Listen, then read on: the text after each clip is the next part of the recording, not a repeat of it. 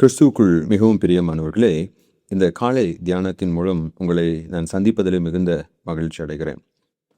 பல வேளைகளிலே கிறிஸ்தவர்களாகிய நாம் கிறிஸ்தவர்கள் அல்லாதவர்களை பார்த்து நாம் அவர்களை விட நல்லவர்கள் என்று பெருமிதம் கொள்வதுண்டு. சில வேளைகளில் கிறிஸ்தவர்கள் அல்லாதவர்களிடமிருந்து நாம் சில நல்ல பாடங்களை கற்றுக்கொள்வதும் இல்லை.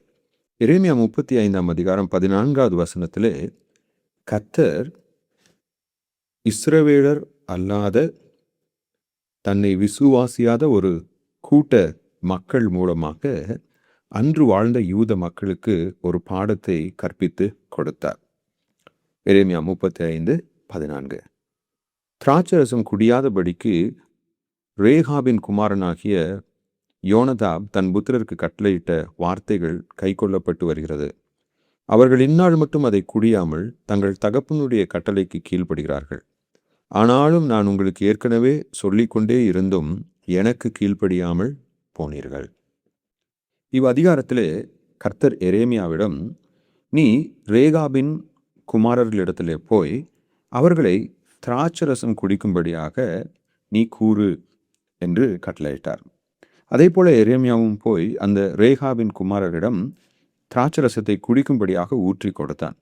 ஆனால் இந்த ரேகாபின் குமாரர்கள் அதை ஏற்றுக்கொள்ளவில்லை. ஏன்னா அவங்களுடைய தகப்பனாகிய யோனதாப் அவர்கள் திராட்சை ரசம் குடிக்கக்கூடாது என்று கட்டளையிட்டபடினால அதை அவங்க குடிக்கவில்லை. இவ்விடத்துல கர்த்தர் ஏன் இதை எரேமியாவிடம் செய்யும்படியாக சொன்னார்? சில வேளைகளில் கடவுள் மனிதர்களுடைய நற்குணங்களையும் அவர்களுடைய பண்புகளையும் கொண்டு வருவதற்காக, இல்லை என்றால் உலகம் அதை அறிந்து கொள்வதற்காக சில பரீட்சைகளை மனிதர்களுக்கு கொடுக்கிறார். உதாரணமாக ஆபிரகாமிடம் நீ ஈசாக்கை பலி செலுத்த வேண்டும் என்று அவனுக்கு ஒரு விசுவாச பரீட்சை வைக்கிறார். கடவுளுக்கு நல்லா தெரியும் ஆபிரகாமுடைய விசுவாசம் எப்படிப்பட்டது என்று. ஆனால் நாம் உலகமே அவனுடைய விசுவாசம் எப்படிப்பட்டது என்று அறிந்து கொள்ள வேண்டும் என்று அவனுக்கு அப்படி ஒரு பரீட்சையை வைக்கிறார். அந்த பரீட்சையின் மூலமாக நமக்கு ஒரு பாடத்தை கற்பித்து கொடுக்கிறார். அதே போலதான் இங்க இந்த ரேகாபின் குமாரருடைய நற்பண்பை யூத மக்கள் அறிந்து கொள்ளும்படியாக இப்படியாக ஒரு செயலை எரேமியாவை செய்யும்படியாக அனுப்புகிறார்.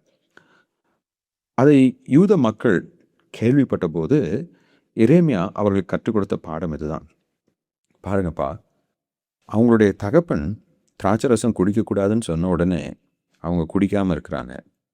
இந்த உலக பிரகாரமான தகப்பனுக்கு இவ்வளோ மரியாதை செலுத்தி ஒருத்தங்க திராட்சரசம் குடிக்காமல் இருப்பாங்க அப்படின்னா, தேவாதி தேவனுடைய பிள்ளைகளாகிய நாம் அவருக்கு எவ்வளவு அதிகமாக கீழ்ப்படிய வேண்டும்.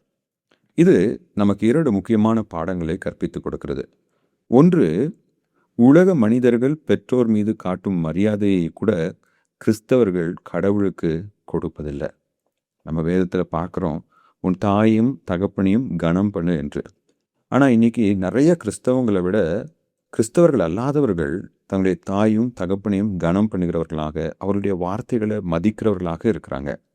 கிறிஸ்தவர்கள் என்று சொல்லிக்கொள்ளும் அநேகர் தங்களுடைய தாயும் தகப்பனையும் மதிக்கிறது கிடையாது. அதை விட மோசம் என்ன அப்படின்னா, அவங்க கடவுளையும் மதிப்பதே கிடையாது. இரண்டாவதாக, உலக மனிதர்கள் பெற்றோரின் ஆசைகளை நிறைவேற்ற காட்டும் ஆர்வம் கூட அவரின் கட்டளைகளை நிறைவேற்ற கிறிஸ்தவர்களிடம் காணப்படுவதில்லை. இன்னைக்கு நிறைய அவிசுவாசிகள் ஒருவேளை தங்களுடைய பெற்றோர் மரிக்கும் போதோ இல்லை என்றால் வாழும் போதோ தங்களுக்கென்று ஒரு ஆசையை பகிர்ந்து கொள்ளும்போது அதை எப்படியாவது நிறைவேற்றி வைக்கணும்னு சொல்லி முயற்சி பண்ணுறாங்க. என்னுடைய தாயும் தகப்பனும் என்னை எவ்வளோ கஷ்டப்பட்டு வளர்த்தாங்க தெரியுமா, அவங்களுக்கு இந்த ஒரு ஆசை இருக்குது, அந்த ஆசையை நான் நிறைவேற்றி வைக்கணும்னு சொல்லி எத்தனையோ கிறிஸ்தவர்கள் அல்லாதவர்கள் மிகவும் கடினமாக அதற்காக பிரயாசப்படுகிறார்கள். ஆனால் நாமோ தேவனுடைய விருப்பங்களை நிறைவேற்ற அக்கறையற்றவர்களாக இருக்கிறோம். ஒருவேளை இந்த உலக பிரகாரமான பெற்றோர் மிகவும் முக்கியமானவர்கள், அவர்களை நாம் கனப்படுத்த வேண்டும். ஆனால் அந்த பெற்றோரை நமக்கு கொடுத்ததே கடவுள் தான். இல்லை, நம்மை அவர்களுக்கு பிள்ளைகளாக கொடுத்தவரே கடவுள் தான். அகிலத்தையும் படைத்து ஆண்டு நம்மை காத்து பராமரிக்கிற தேவனுடைய விருப்பத்தை நாம் எவ்வளவு அதிகமாக நிறைவேற்றி வைக்க வேண்டும். அதனால தான் இந்த இடத்துல இந்த அவிசுவாசிகள் யூத மக்களுக்கு ஒரு பாடமாக மாறுகிறார்கள். எப்படி அந்த யூத மக்களுக்கு கடவுளை அறியாதவர்கள் பல பாடங்களை புகட்டினார்களோ, அதே போல தான் எனக்கு பிரியமானவர்களே, நம்மை சுற்றி இருக்கிற கிறிஸ்தவர்கள் அல்லாதவர்களுடைய குடும்பங்களை நம்ம பார்க்கும்போது அதுலேருந்து நிறைய காரியங்கள் நம்மளால் கற்றுக்கொள்ள முடியும். அவங்க வேதத்தின் சத்தியங்களை அறியாமல் இருந்தாலும் கணவன் மனைவி ஒருவரை ஒருவர் நேசிப்பது, பிள்ளைகளை அவர்கள் பராமரிப்பது, தங்களுடைய பெற்றோரை அவர்கள் பாதுகாப்பது, இது எல்லாமே நமக்கு ஒரு பாடமாக மாறுகிறது.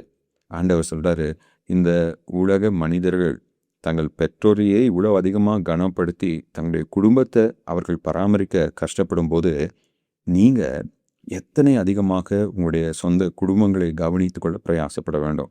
மனைவி கணவனை நேசிக்க வேண்டும், கணவன் மனைவியை நேசிக்க வேண்டும், பெற்றோர் பிள்ளைகள் உறவு நன்றாக இருக்க வேண்டும், நம்முடைய பெற்றோருடைய ஆசைகளை நாம் நிறைவேற்ற வேண்டும், அவர்களை நாம் கனப்படுத்த வேண்டும்.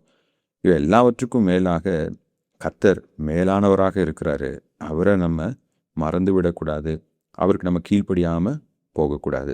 இப்போ இந்த உலக மனிதர்கள் பெற்றோருக்கு கீழ்ப்படியும் போது நீங்கள் ஏன் எனக்கு கீழ்ப்படியாமல் இருக்கிறீங்க அப்படிங்கிற ஒரு கேள்வியை தேவன் நமக்கு முன்பாக வைக்கிறார்.